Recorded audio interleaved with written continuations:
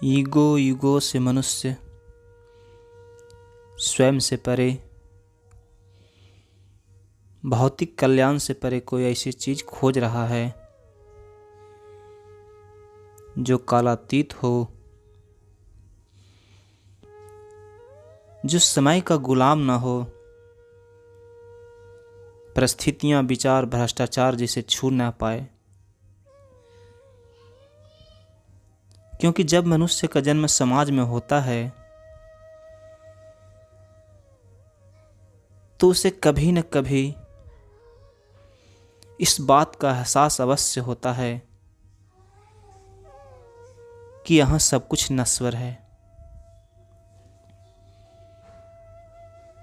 कुछ भी शेष न रहने वाला। जब शरीर ही न रहेगा तो बाकी क्या रहेगा। तो इस जीवन की यात्रा में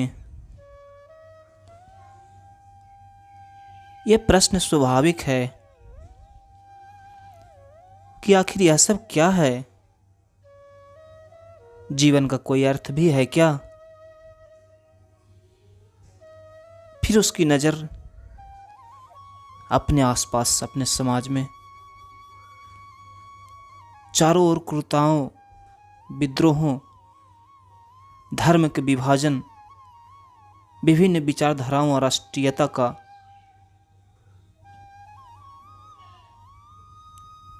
घोर प्रभाव को देखता है। क्योंकि संस्कार तो उसे पहले से ही दिया जा चुका है।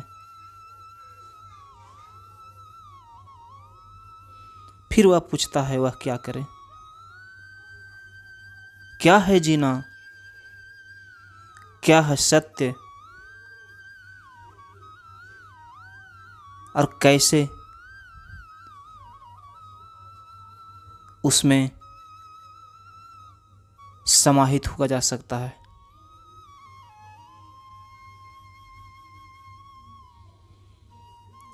और इन सब के लिए जरूरी होता है एक गहन आस्था।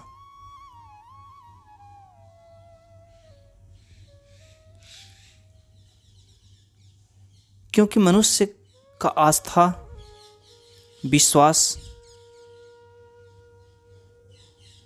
अगर होश ना हो तो हिंसा का जड़ भी बन जाता है।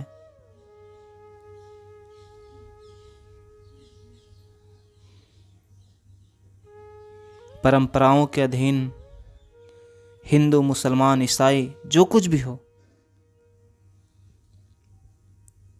धर्म गुरु, किसी व्यक्ति के भरोसे हम बैठे रहते हैं और वे हमें सजेस्ट करते हैं, बताते हैं कि क्या आचरण सही है, क्या आचरण गलत है, कौन से विचारधारा सही है, किस रास्ते हमें जाना चाहिए। जरा सोचिए आप, जीवन आपका, समय आपका, संजोग आपका, और तय कोई और कर रहा है कि हमें क्या करना चाहिए। ये तो ऐसा ही है जैसे रथ पर हम पीछे खड़ा हों और सारथी को आज्ञा दे रखे हों कि तुम्हें जो मुझे सजेस्ट करोगे, तुम मुझे जो उपदेश दोगे, मैं उसके अनुसार बाण चलाऊंगा। तो जरा सावधान हो जाइए। सारथी को आज्ञा तुम्हें देना है कि किस दिशा में तुम्हारा रथ चलना चाहिए, और तुमने क्या कर रखा है। सारथी को ही कह दिया जिधर मन उधर को चलो, तो इस स्थिति में सर्वनाश होने से कोई नहीं बचा सकता। होश जीवन का पहला सूत्र है।